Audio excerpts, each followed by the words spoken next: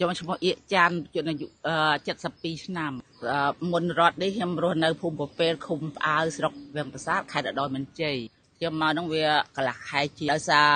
ក្របផ្លោមនិងកប៉ាល់ហោះទម្លាក់ចា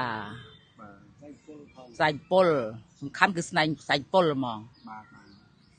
ហើយអ៊ំចង់ទៅផ្ទះវិញទេចាចង់ណាស់ស្រឡាញ់សន្តិភាពស្រឡាញ់សន្តិភាពពិតប្រកបរឿងស្រឡាញ់សន្តិភាពចង់មានសង្គ្រាមទេចង់មានសង្គ្រាមទេអូនសង្គ្រាមបាក់ណាស់កូនផងចៅផងអញ្ញាចមកហើយមកនឹង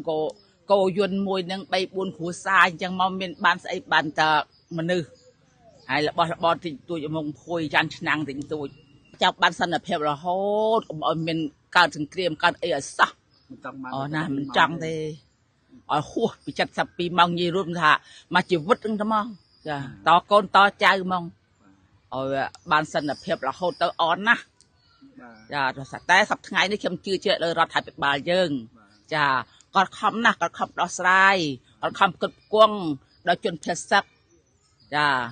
សូមអរគុណណាស់ដល់រដ្ឋាភិបាលរបស់យើងអរគុណកងទ័ពចាអរគុណដល់វរៈកងទ័ពដែលនៅជួរមុខដែលខំប្រឹងប្រែងលះបង់កម្លាំងចិត្តកម្លាំងកាយដើម្បីតស៊ូ